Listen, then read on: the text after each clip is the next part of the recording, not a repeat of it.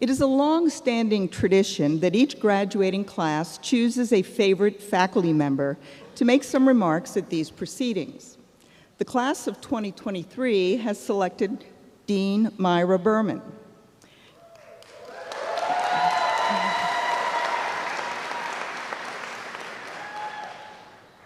Dean Berman is the Associate Dean for Experiential Learning and Special Programs and an Associate Professor of Law. During her time at Touro Law, she has created and expanded upon numerous collaborative court programs, access to justice initiatives, and programs to benefit the neighborhood and community. Professor Berman is a Touro Law graduate herself. She attended Touro Law part-time while working as a senior executive for a not-for-profit family services agency. Prior to entering the child welfare field as a social work administrator, she was involved in undergraduate and graduate teaching. In addition to teaching law, she has taught English composition, English literature, and served as a field instructor to graduate-level social workers. In her role as an Associate Dean, Professor Berman has designed and assisted in implementing innovative, practice-based, skills-focused programs at the law school and continues to participate in the development of curricular options for Touro Law students. Let's please welcome Dean Berman.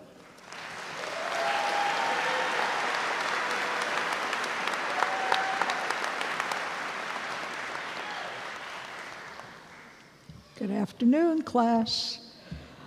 Good afternoon, Dean Langen, Dr. Salkin, Judge Brown, honored guests and faculty, and of course, welcome to the family and friends of this amazing class, the class of 2023. Give yourselves a hand.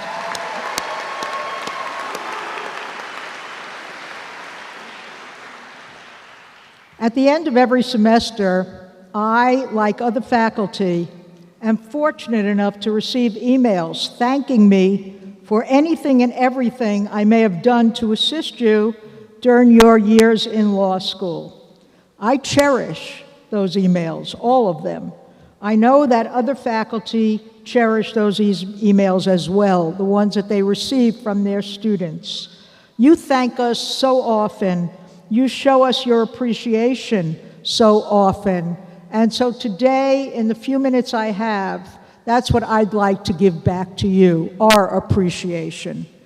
Instead of using these few minutes to try to inspire you to be all that you can be, to strive to rise to the very pinnacle of our profession, to open your minds, your souls, your hearts, to work for positive change, instead, today, I want to say all those things to you, but I plan to focus only on expressing thanks and appreciation to you, our students. And I'm sure that I speak not only for myself, but on behalf of so many of the faculty. So I hope you will take away two words only from what I tell you today, and they're not the usual two words I say. Regularly, your families are here. The two words are thank you. Thank you for how well you've learned, but even more importantly, on a personal note, thank you for how well you've taught. And you all know who you are, you who have taught me so many things. First, I learned from so many of you how to be resilient, how to adapt to unprecedented situations. Some of you began law school only about 7 months before the world went online. Others began a few months after our lives as students and teachers changed from working in a concrete world to working in a virtual one. I first became acquainted with most of you as tiny little rectangular heads on a screen. Yet even then, you somehow made sure that we were able to get to know one another, to have engaged and interesting discussions about very important subjects with one another, to do presentations, simulations, trials, negotiations. We made it through those COVID years together. When we were able to see one another in person, to learn from one another in person, we had to readjust. to convert the tiny rectangles into three-dimensional actual human beings. And that, for so many of us, was a wonderful readjustment. And of course, just a few weeks ago, undoubtedly in anticipation and commemoration of your graduation class of 2023, the global pandemic was officially declared over. So thank you for turning such a negative situation into a positive one. But, thank you. But I want to say thank you for a far more significant and lasting lesson that many of you taught me. Very important lesson. All the time I thought I was teaching you, it was actually you who were teaching me. We live in a world where partisanship, factions, and divisiveness over such important issues control so many of our institutions, including our governments, including our courts. But thanks to you, not our classrooms. Our classrooms are inclusive for our students. Our classrooms welcome all ideas, multiple perspectives, as we discuss and debate the issues our society faces. In our classrooms, I know that many of you opened your minds and your hearts and truly heard what your classmates were expressing to you. And I heard as well. The nature of our discourse fostered honesty with respect. I'll say that again because I hope you do this throughout your professional lives. Honesty with respect. We didn't avoid, we didn't ignore difficult topics. We didn't go for comfort. We took those topics on and we discussed them in a safe environment, a learning community, with persons we trusted. In criminal law, we talked about George Floyd, Ahmaud Arbery, the Breonna Taylor case, the Rittenhouse self-defense case. We shared a diversity of perspective on those cases, on the Black Lives Matter movement, with both liberal and conservative positions being expressed openly and honestly, and with sensitivity toward everyone who expressed their opinions. We had open discussions about the types of labels that are or are not offensive, that might be hurtful to the diverse groups of students in our classrooms. And we determined to try to never verbally harm or show insensitivity to anyone in our classroom.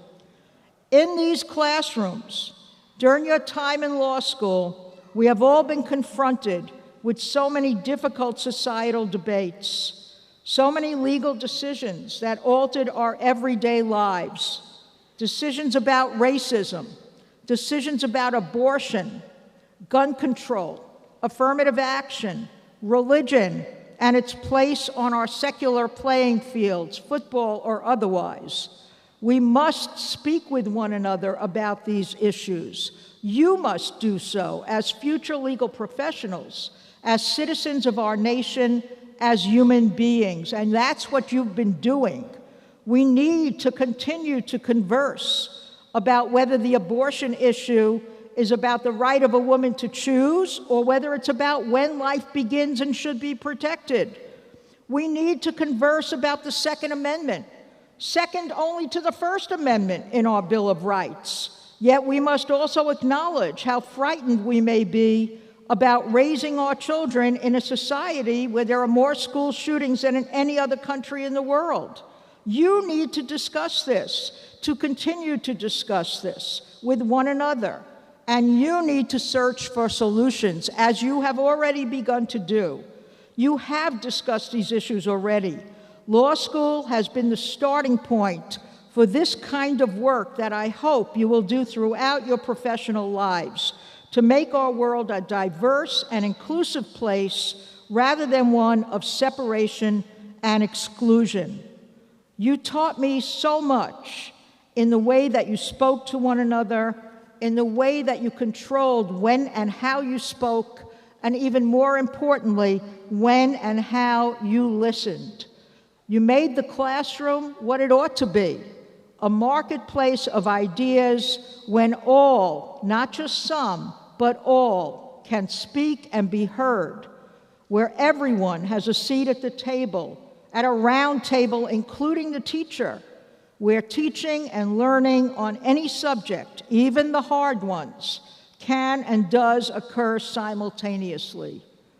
What a special group you are, not just of students, but what a special group of unique people you are. I hope that the humanity, the understanding, the diversity you have brought to those of us here with you at this law school permeates your future as lawyers. I thank you so much for giving me the honor and privilege to get to know you as people, to teach you as students, to learn from you, a new generation of lawyers whom I know will care about all people and will promote justice for all people. And so today, all of us, on both sides of this stage, we thank you, we celebrate you, we take pride in your accomplishments, and we view you as our inspiration for a safe and just world. And you can make that new world happen. You can. I know you can. So thank you so much for everything.